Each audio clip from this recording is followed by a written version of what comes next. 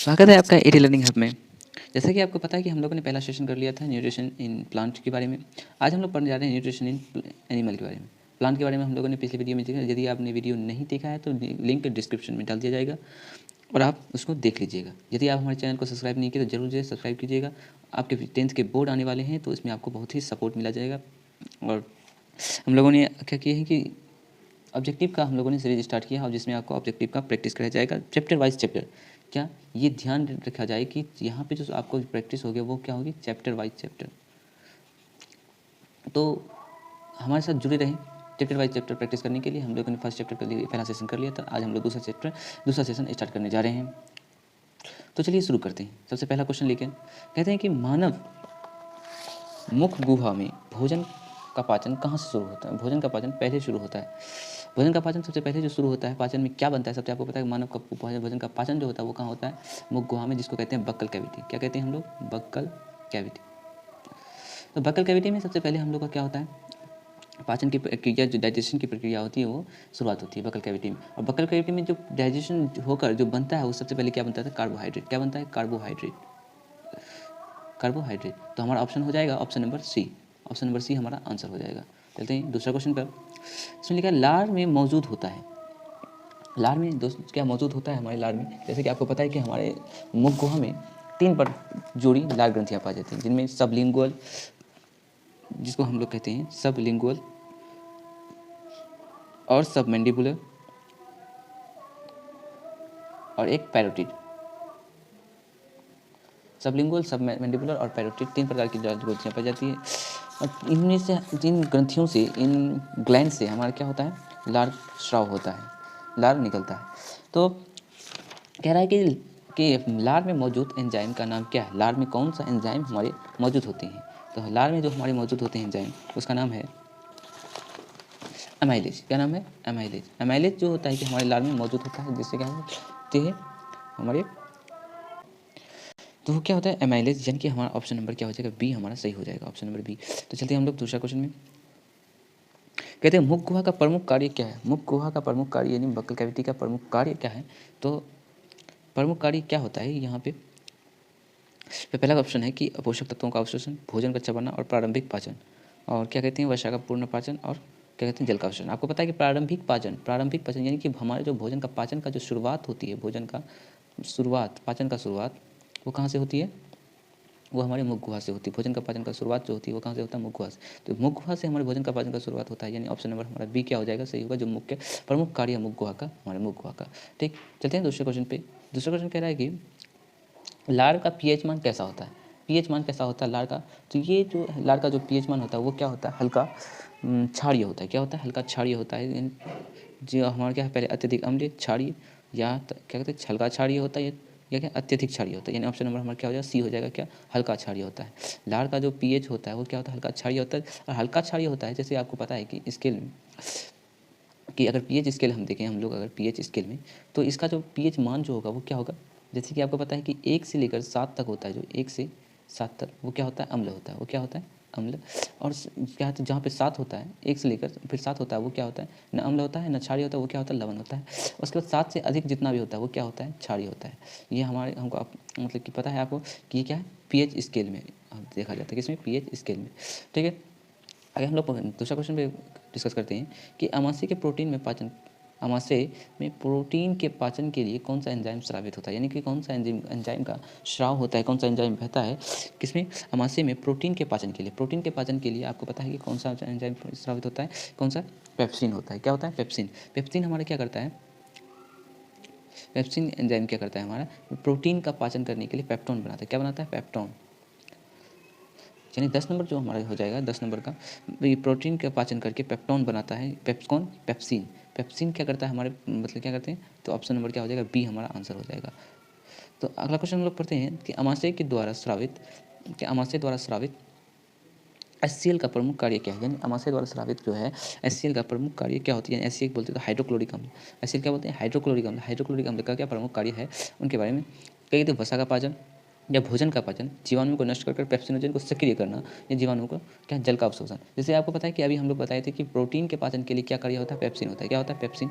और पेप्सिन जो होता है वो किसका अवस्था में रहता है, निष्क्रिय अवस्था में रहता है। पहले जो होता है अवस्था में वो क्या होता है, निष्क्रिय अवस्था में रहता है। जब वो हाइड्रोक्लोरिक अम्ल से रिएक्ट करता है कौन, पेप्सिन, तब ये क्या हो जाता है, सक्रिय हो जाता है। कौन सक्रिय हो जाता है, और ये सक्रिय होकर क्या प्रोटीन पर कार्य करता है। किस पर करता है, सक्रिय पेप्सिन जो है किस पर कार्य करता है, प्रोटीन पर कार्य करता है। सक्रिय प्रोटीन, ये प्रोटीन पर कार्य कर क्या बनाता है, पेप्टोन बनाता है। तो ये प्रोटीन पर कार्य कर पेप्टोन बनाता है। तो आपको क्वेश्चन बहुत अच्छा से समझ गए। तो हमारा ऑप्शन क्या हो जाएगा, ये जीवाणुओं को भी नष्ट करता है। हमारे शरीर में, हमारे पेट में जो जितने भी जीवाणु होते हैं उनको क्या नष्ट करने का भी कार्य करता है।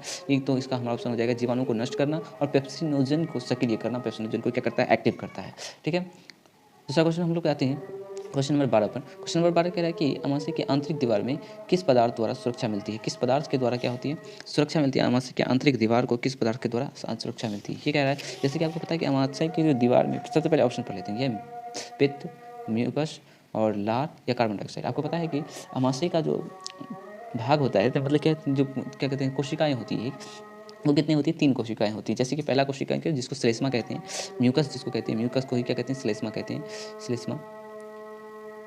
और दूसरा जो होता है हम लोग क्या होता है, जाइमोजिन कहते हैं, जिसे जाइमोजिन। और तीसरा होता है अम्लजन कोशिकाएं। क्या होती है, एक अम्लजन कोशिका होती है जिससे हाइड्रोक्लोरिक अम्ल का स्राव होता है, और एक तीसरा क्या है, जाइमोजिन। तीसरा क्या होता है, जाइमोजिन। ये तीनों स्रावित होती है, जो कि और लेकिन जो हम लोग को आंतरिक सुरक्षा देती है, हमारे पेट को आंतरिक सुरक्षा देती है, ताकि हमारे पेट जो हाइड्रोक्लोरिक अम्ल स्रावित होता है वो हमारे पेट को किसी चीज़ से क्या कहते हैं, फिर हमारे पेट को मतलब कि हमारे पेट में कोई ये नहीं पहुँचाए। वो क्या होता है, म्यूकस होता है। म्यूकस एक चिपचिपा पदार्थ होता है, जिसके कारण क्या होता है, हमारे पेट में कोई क्या रिएक्शन नहीं होती है हाइड्रोक्लोरिक अम्ल से, कोई हमको क्या कहते हैं, नुकसान नहीं पहुंचा है। तो ये क्या हो गया, म्यूकस हमारी क्या सुरक्षा देती है। तो ठीक है, अगला क्वेश्चन हम लोग पढ़ते हैं 13 नंबर। कहते हैं अमाशय में भोजन कितने समय तक संग्रहित रहता है। अमाशय में जो हमारा भोजन रहता है वो कितने, मतलब हमारे पेट में जो हमारा भोजन जो संग्रहित रहता है, मतलब कि संग्रहित रहने का मतलब है कि कितना देर तक वहाँ रहता है। तो वो क्या होगा, हमारा क्या 1 से 2 घंटे तक रहता है। कितना देर, 1 से 2 घंटे तक हमारे पेट में रहता है। उसके बाद वहाँ से वो क्या जाती है, छोटी आंत में चली जाती है। छोटी आंत से हमारी क्या आ जाती है, बड़ी आंत में चली जाती है। बड़ी आंत से फिर वहाँ भी पाचन होगा। पहले छोटी आंत में सबसे अंत क्या होता है, पूर्ण पाचन होता है। उसके बाद बड़ी आंत में भी जल का अवशोषण होता है। उसके बाद ये कहाँ चली जाती है, रेक्टम में जाती है। रेक्टम से कहाँ चली जाती है, जिसको मलाशय कहते हैं। और रेक्टम से कहाँ चली जाती है, ये मलद्वार में चली जाता है। कहाँ चला जाता है, मलद्वार में। अगला क्वेश्चन हम लोग पढ़ते हैं कि अमाशय में भोजन को घोलकर क्या बने अर्धद्रव्य पदार्थ को क्या कहते हैं। बने जो अर्धद्रव्य पदार्थ है, मतलब जो पदार्थ बनता है उसको क्या कहते हैं। अमाशय में क्या बड़ी आंत का मुख्य कार्य क्या है। सॉरी, ये क्वेश्चन नहीं, ये क्वेश्चन 14 नंबर, ये क्वेश्चन आपका नहीं है। क्वेश्चन ये है कि बड़ी आंत का मुख्य कार्य क्या है। क्वेश्चन क्या है, बड़ी आंत का मुख्य कार्य क्या है। तो बड़ी आंत का जो मुख्य कार्य है वो क्या, अभी जैसे मैंने इससे पहले वाला क्वेश्चन में डिस्कस किया गया, जल का जो अवशोषण होता है वो कहाँ होता है, बड़ी आंत में होता है। कहाँ होता है, बड़ी आंत। तो ऑप्शन नंबर बी हमारा क्या हो जाएगा, राइट आंसर हो जाएगा। ठीक है, अगला क्वेश्चन पढ़ते हैं कि बड़ी आंत का अंतिम भाग कौन सा है। बड़ी आंत का अंतिम भाग कौन सा है। जैसे आपको पता है कि छोटी आंत का जो 3 भाग होता है वो क्या क्या है। जैसे आपको पता है कि बड़ी आंत, छोटी आंत का जो 3 भाग है वो क्या कहते हैं, ग्रहणी जिसको कहते हैं, ड्यूरम, उसके बाद जैजुनम, उसके बाद इलियम। तो ये तो होने से रहा नहीं, ये दोनों होने से, क्योंकि ये दोनों क्या है, ये तीनों ड्यूरिनम जिसको कहते हैं, ग्रहणी, ये तीनों क्या है, हमारे छोटी आंत का भाग है। ये क्या है, छोटी आंत का भाग है। और ये जो रेक्टम होगा, ये मलाशय जिसको कहते हैं, ये अंतिम भाग होता है बड़ी आंत का, जहाँ पे क्या होते हैं, मल जाके जमा होते हैं, वहाँ से हमारे क्या जाते हैं, मलद्वार में चले जाते हैं। ठीक है, अगला क्वेश्चन पढ़ते हैं हम लोग कि बड़ी आंत में कौन सा विटामिन, बड़ी आंत में कौन सा विटामिन या कौन सा बैक्टीरिया, क्या बड़ी आंत में कौन सा विटामिन बैक्टीरिया द्वारा बनाया जाता है। यानी बैक्टीरिया द्वारा कौन सा विटामिन बनता है वो बड़ी आंत में, तो वो कौन सा विटामिन होता है, vitamin A, vitamin C, vitamin K, vitamin D. तो हमारा राइट आंसर हो जाएगा क्या, हमारा विटामिन सी, ये विटामिन के, यानी option number C. Option number C हमारा आंसर हो क्या, विटामिन के। ठीक है, अगला क्वेश्चन पढ़ते हैं कि छोटी आंत की सतह पर पाए जाने वाले सूक्ष्म उभार जिन्हें पोषक तत्व अवशोषण बढ़ाने के लिए होता है, उन्हें क्या कहते हैं। तो आपको पता है कि छोटी आंत में जो उभार होता है, उंगली की नुमा जो उभार होता है, जैसे इस तरह का स्ट्रक्चर होता है हमारी छोटी आंत में। जैसे आपको पता, सबसे पहले क्या है, जैसे उसका छोटी आंत की नली है, ये छोटी आंत की नली है, तो इसमें क्या होती है, छोटी छोटी उभार होती है। अगर इसको बेसिक अगर देखा जाए तो ये उभार इस तरह का होता है। किस तरह का, इस तरह का होता है।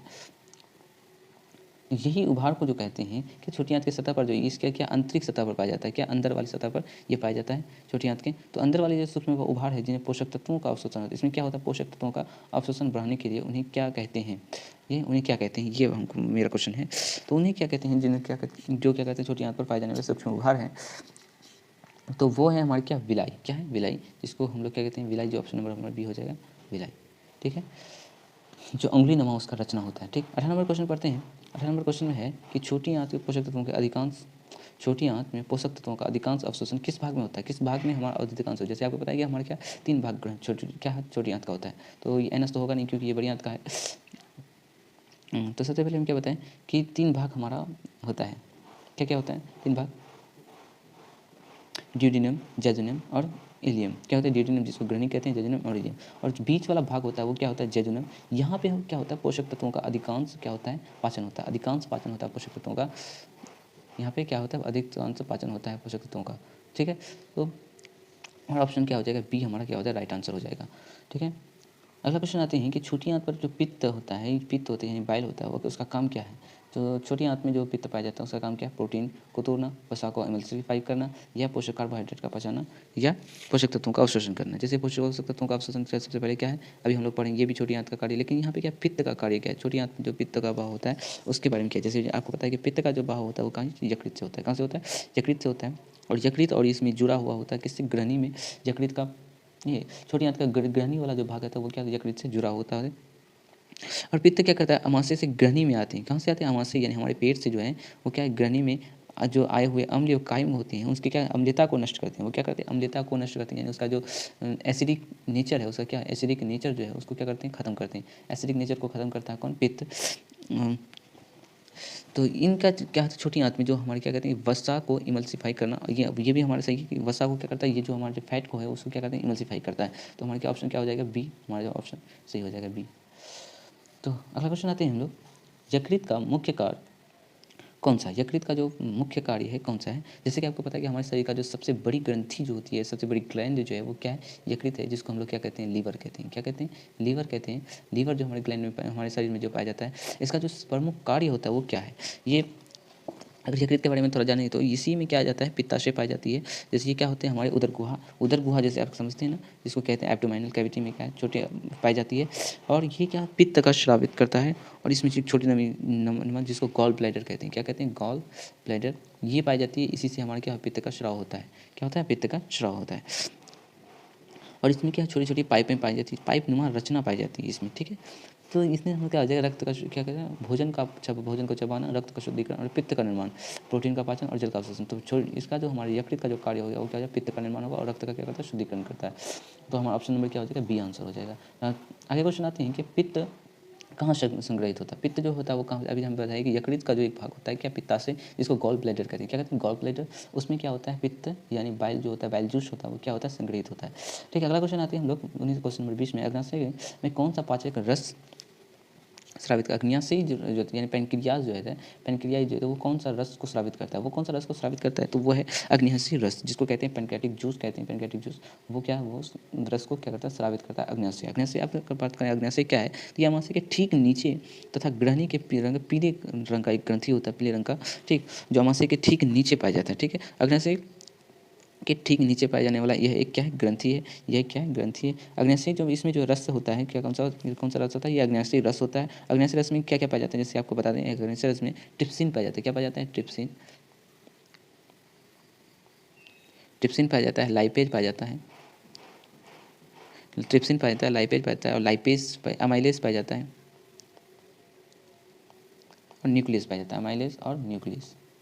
इन सब चीज़ों का क्या होता है हमारे क्या अग्न्याशय पाया जाता है, पेनक्रियाज में पाया जाता है। ठीक है, ये सब क्या एंजाइम पाए जाते हैं, कौन सा ये सब जो है ट्रिप्सिन लाइपेज एमाइलेज और ये क्या है न्यूक्लियस, ये सब क्या एंजाइम्स हमारे सब क्या है अमाशय में पाए जाते हैं। ठीक है, तो अगला क्वेश्चन हम लोग आते हैं अग्न्याशय में स्रावित इंसुलिन का कार्य क्या है। जैन अग्न्याशय द्वारा जो होता है जैसे पेनक्रियाज के द्वारा जो क्या कहते हैं स्रावित इंसुलिन होता है उसका कार्य क्या है, तो इसके बारे में अगर बताएं क्या शरीर का तापमान को नियंत्रित करना, रक्त में ग्लूकोज को नियंत्रित करना और रक्त को ग्लूकोज को नियंत्रित करना या प्रोटीन का अवशोषण करना। तो ये इसका जो प्रमुख कार्य क्या है, क्या रक्त में ग्लूकोज का नियंत्रण करना, यानी ग्लूकोज का क्या नियंत्रण बरकरार रखने के लिए अग्न्याशय द्वारा जो स्रावित इंसुलिन होता है उसका कार्य होता है। इंसुलिन का कार्य क्या है, रक्त को ग्लूकोज का नियंत्रण। अगर ये इंसुलिन अगर हमारे खत्म हो जाती है, इंसुलिन हमारा काम बढ़ जाता है तो इंसुलिन की कमी हो जाती है, सॉरी इंसुलिन की अगर कमी हो जाती है तो ये हमारे हमको क्या हो जाता है शुगर हो जाता है, जिसको ग्लूकोज की मात्रा क्या हो जाती है बढ़ जाती है। ग्लूकोज की मात्रा क्या हो जाती है बढ़ जाती है, जिससे हमको क्या हो जाता है डायबिटीज़ हो जाता है। क्या हो जाता है डायबिटीज़ हो जाता है। जो डायबिटीज़ डायबिटीज़ एक रोग होती है वो हमको हो जाता है, ये किसके कारण होता है? ये अग्नाशय रस द्वारा इंसुलिन का कार्य से होता है, इंसुलिन के कमी के कारण से होता है। अगर इंसुलिन की कमी हो जाएगी तो ये क्या हो गया, रक्त में जो ग्लूकोज पाया जाता है उसको क्या करता है, नियंत्रित नहीं कर पाएगा। ठीक है, आते हैं हम लोग अगला क्वेश्चन पर कि बड़ी आंत का प्रमुख कार्य क्या है? बड़ी आंत का प्रमुख कार्य क्या है? जैसे आपको पता है कि बड़ी आंत का क्या है? जल का पुनर्अवशोषण। ये क्वेश्चन रिपीट हो गया। तो अगला क्वेश्चन आता है बड़ी आंत में जो विटामिन से पाया जाता है जो बैक्टीरिया का, ये भी क्वेश्चन रिपीट है। जैसे आपको पता है विटामिन के जिसको कहते हैं जो बैक्टीरिया द्वारा बनाया जाता है। तो अभी तक जो हम लोगों ने कल जो क्या किया प्रैक्टिस किया था वो तो क्या है वो जो था न्यूट्रिशन इन ए प्लांट, और आज जो हम लोग क्या है न्यूट्रिशन इन एनिमल को ख़त्म किए और बहुत डिटेल में हम लोगों ने क्या डिस्कस किया, बहुत डिटेल में हम लोगों ने डिस्कस किया। तो हमारे चैनल के साथ जुड़े रहें, जो हमारे चैनल के साथ आप हमेशा जुड़े रहें। इसलिए हमने क्या किया है कि एक एक चैप्टर को हम लोगों ने डिस्कस करने का इरादा किया है। जैसे कि एक चैप्टर का पहला ऑब्जेक्टिव जो है, फर्स्ट चैप्टर का पहला ऑब्जेक्टिव जो है फर्स्ट सेशन 1 करके वो हम लोगों ने डाल दिया गया है, और सेशन 1 करके जो डाल दिया, अब ये जो ये फर्स्ट चैप्टर का ये सेशन 2 हो जाएगा, जिससे इसमें क्या हो जाए दोनों चैप्टर को समराइज़ कर दिया गया है। मतलब ये फर्स्ट चैप्टर का जिसमें न्यूट्रिशन इन प्लांट किया जाए, और सेकंड सेशन में जो है न्यूट्रिशन इन क्या है एनिमल क्या है, जिसमें डिस्कस किया है और बहुत ही डिटेल में हम लोगों ने इसका डिस्कशन किया है, जो कि हमारे क्वेश्चन को सीधा हमारे जो क्या है क्वेश्चन इसमें रिपीट हो जाएंगे। ठीक है, कर दें और घंटी के बेल आइकन को जरूर दबा दें, ताकि सबसे पहले आपके पास नोटिफिकेशन पहुँचे हमारे कोई भी वीडियो जो कि आपके पास आपके फ़ायदेमंद होंगी। थैंक यू, धन्यवाद।